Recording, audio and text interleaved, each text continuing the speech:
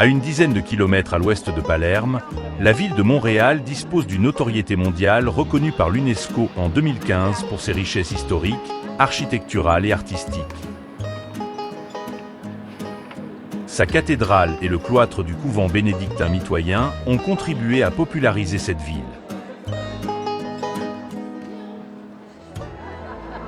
Dès l'entrée dans la cathédrale Santa Maria Nuova, le visiteur est surpris et fasciné par la grandeur et la solennité du lieu, mais aussi par le décor majestueux et sacré qui se présente à lui avec notamment des mosaïques byzantines de toute beauté d'un réalisme fascinant.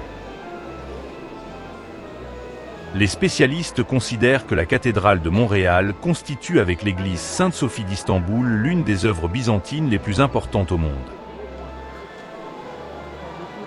La nef principale est dédiée aux événements les plus importants de l'histoire biblique avec des représentations d'épisodes de l'Ancien Testament comme la création du monde ou l'expulsion d'Adam et d'Ève du Jardin d'Éden. L'abside centrale est pour sa part ornée d'un énorme créateur entouré d'archanges, d'apôtres, d'évêques et de saints. Cette représentation symbolise l'objectif que tout homme doit atteindre.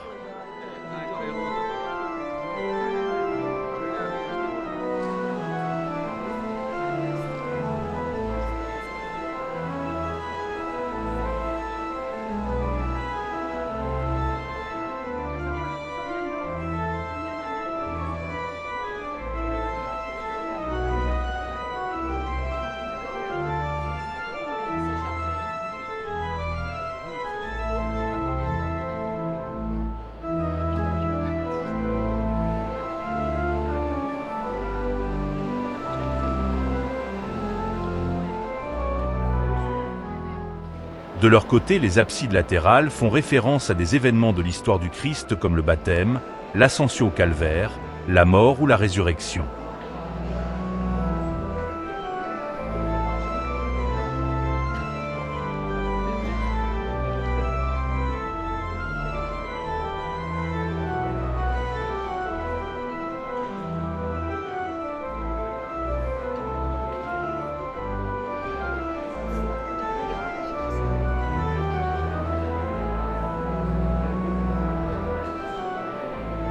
Toutes ces mosaïques, qui représentent une superficie de 6000 m², racontent l'histoire de l'homme depuis la création jusqu'au jugement dernier.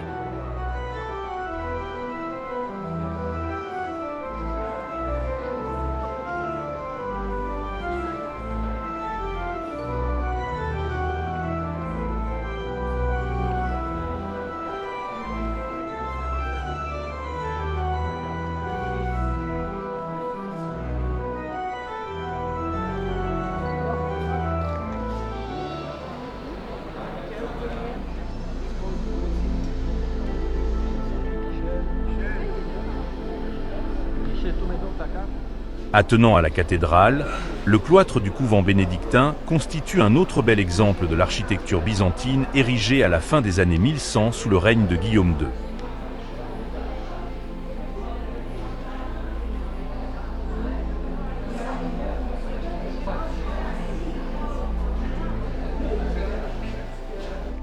De forme carrée de 47 mètres de côté, le cloître est entouré de plus de 200 colonnes soutenant des arcs en ogive décorés de motifs sculptés représentant des scènes bibliques et des allégories.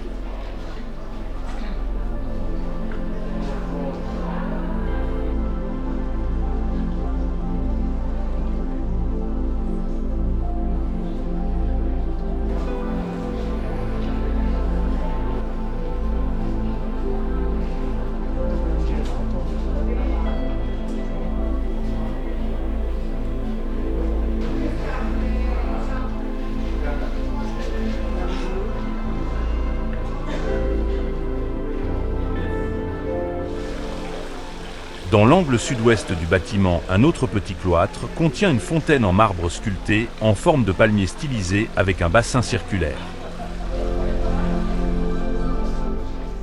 Ainsi se termine notre visite de ce joyau de l'architecture sicilienne.